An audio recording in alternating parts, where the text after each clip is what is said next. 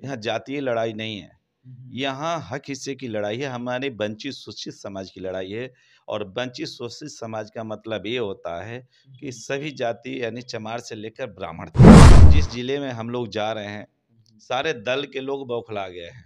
सारे के दल कारण आरजेडी बीजेडी हुई, आरजेडी जेडीयू का क्या है, जो भी उनकी जिसको अपने वोट का मतलब समझते थे कि हम मालिक है, सारे वोट हम लोग खिसका लिए। चमत्कार वो करेंगे जो नई नवेली कहता है, वो आकर के उदयनारायण राजभर के यहाँ और माननीय श्री ओम प्रकाश राजभर जी के यहाँ माथा टेकेगा और वो कहेगा कि जब आप नहीं आएंगे तब तक से बात बनने वाला नहीं है।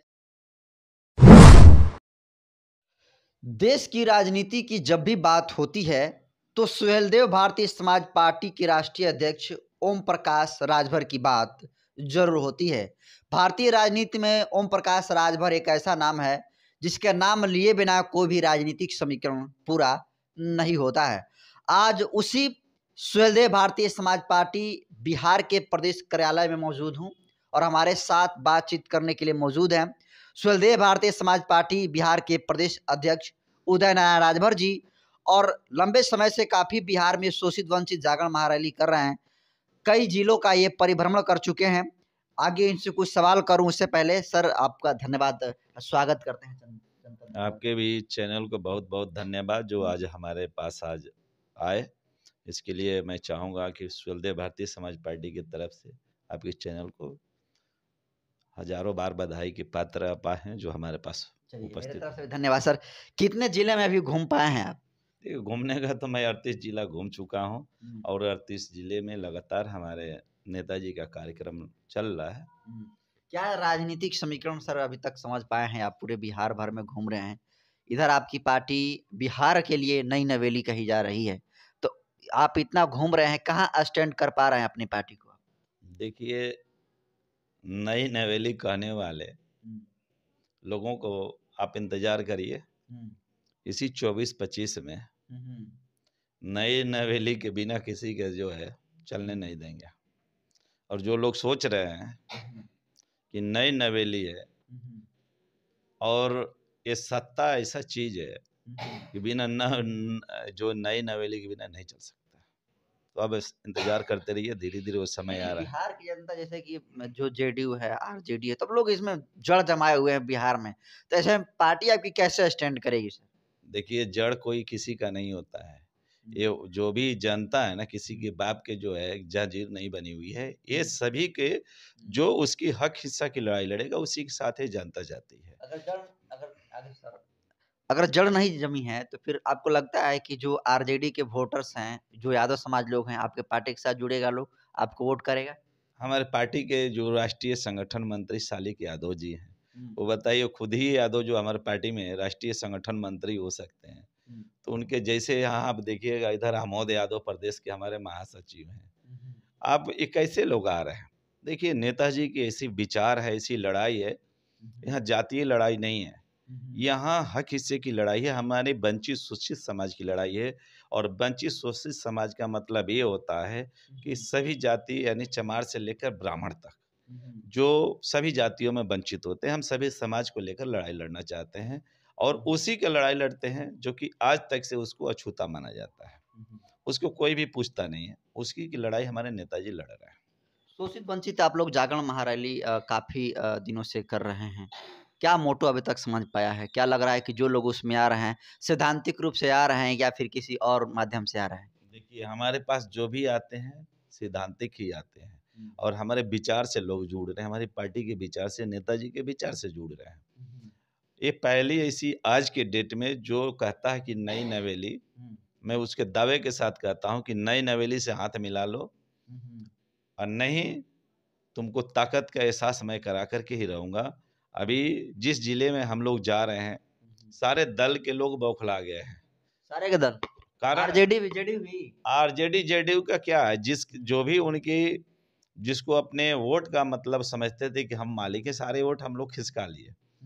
जो दलित वंचित शोषित समाज के लोग ही उन लोगों की सरकार बनाते थे, लेकिन जब हिस्सेदारी भागीदारी की बात आती तो केवल अपनी अपनी जातियों की बात वो लोग करते थे। अब वो खत्म हो गया है। अब ये हमारे जो नेताजी हैं, इस समाज को जगा करके जो गुलामी की जो जंजीर में जकड़ा है उसके जो है उसको एहसास कराकर उस जंजीर से बाहर निकालकर उसको हक हिस्सा दिलाने की हम लोग बात करते हैं। तो दिन प्रतिदिन दिन दोगुना रात चौगुना सुहेलदेव भारतीय समाज पार्टी तेजी से डेवलप कर रही है और इसकी शक्ति आपको 2 महीने के अंदर हम लोग दिखाएंगे। ये मात्र क्या करेंगे 2 महीने आप लोग, कौन सा चमत्कार करेंगे? चमत्कार वो करेंगे जो नई नवेली कहता है वो आकर के उदयनारायण राजभर के यहाँ और माननीय श्री ओम प्रकाश राजभर जी के यहाँ माथा टेकेगा और वो कहेगा कि जब आप नहीं आएंगे तब तक से बात बनने वाला नहीं है। कैसे माथा टेकेगा? आप लोगों का तो प्रतिशत में भी नहीं है जाति जनगणना में। हम प्रतिशत नहीं, वही तो अभी गए थे शिक्षा मंत्री को बुलाए थे हम लोग मधेपुरा, अभी गए तो कहने लगे कहाँ से इतने लोग आ रहे हैं। कारण ये है, कहा गया कि जो समाज को यदि पतन करना हो उस समाज को नींव को ही खत्म कर दीजिए। ये लोगों ने यही चाहा, लेकिन आपके जैसे लोगों के साथ और सहयोग से बिहार में इस समाज को किसी भी कीमत पर हम लोग दबने नहीं देंगे। आज हमारे जैसे हजारों युवा रोड पर उतर गए, हमारे साथ कंधे से कंधे मिलाकर चल रहा है और हम लोग जब तक से इस समाज को हक हिस्सा नहीं दिला देंगे तब तक से हम लोग शांति से बैठने वाले नहीं। आप लोग को वोट कटवा भी कहा जा रहा है। बिल्कुल 100% वोट कटवा है।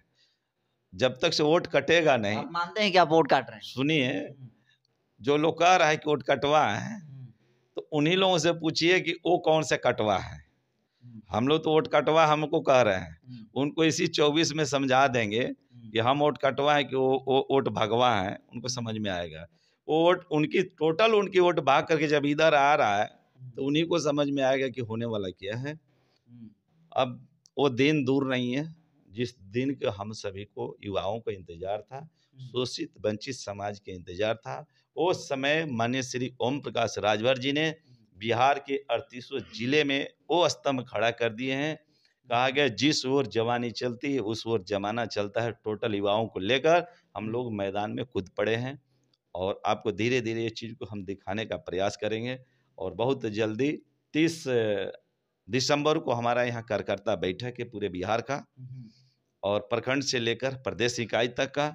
उसी दिन आपको बताएंगे हम कि बिहार में अब क्या करने वाले हैं। बिहार में सर जो महागठबंधन की सरकार है युवाओं को रोजगार कर रही है, रोजगार दे रही है, तो युवाओं को लेकर जैसा कि आप अपनी पार्टी में बोले कि युवा आपकी पार्टी में आ रहे हैं, तो उस पार्टी में आपके युवाओं को लेकर क्या विजन है? रोजगार कहाँ से दे रहे हैं? अभी तो 1.5 लाख बांटे। सुनिए, युवा रोजगार हो तो जो नौकरी करने वाले जो हैं पढ़े लिखे लोग नौकरी खोज रहे हैं कि हमको नौकरी मिले, लेकिन जो पहले से ही यहाँ कई करोड़ युवा बेरोजगार जो घूम रहे हैं हम उसको खोज रहे हैं। अब उसको ला करके और इतनी ताकत को एहसास कराएंगे जो इन्हीं लोगों तो पहले बेरोजगार किया है ना। हमेशा ये लोग घोषणा करता है कि 10 लाख हम लोग रोजगार देने वाले हैं, तो उन्हीं से मैं पूछ रहा हूँ जो रोजगार दे रहा है कि कब 10 लाख पूरा होगा? ये विधानसभा आते आते पूरा होगा कि अभी जो 2024 के लोकसभा आ रहा है इसमें पूरा करेंगे या अगले सरकार बनने का इंतजार करेंगे? 10 लाख पहले रोजगार तो दें कि अभी तो ये बोले कि 10 लाख देने वाले, तो कहाँ 10 लाख है? वो धरातल पर दिखाएं तो अपनी। क्या आपको लगता है जुमला है क्या? 100% जुमला है। यदि जुमला नहीं है, अभी जो दूसरे प्रांत के लोग हमारे यहाँ आकर जो नौकरी खोज रहे हैं, खुद बिहार के युवा दर दर भटक रहे हैं, इनको कब रोजगार देंगे? यह जो भी है अपने शिक्षा में सुधार करें, यहाँ के युवाओं को उस लायक बनाएं कि दूसरे जो प्रांत के आकर के युवा यहाँ नौकरी ले लेते हैं और यहाँ के युवा जो दर दर भटक रहे हैं। हम चाहते हैं कि बिहार को डेवलप कराना है तो बिहार के युवाओं को आगे लाना पड़ेगा, शिक्षा में सुधार करना पड़ेगा, तब जाकर ये यहाँ के युवा आगे बढ़ेंगे। सर 2024 का लोकसभा का चुनाव काफी नजदीक है। सारी पार्टियां देश की राजधानी में अलग अलग डिस्ट्रिक्ट में बड़ी बड़ी बैठकें कर रही है। ऐसे में आपकी पार्टी क्या स्टैंड करेगी 24 में? हम लोग भी तो बैठक कर रहे हैं, आपको 30 तारीख को बैठक करने वाले हैं। मैंने कहा प्रदेश कार्यालय पे 30 तारीख को प्रखंड से लेकर प्रदेश इकाई तक समस्त कार्यकर्ताओं के यहाँ भी बुलाया गया है।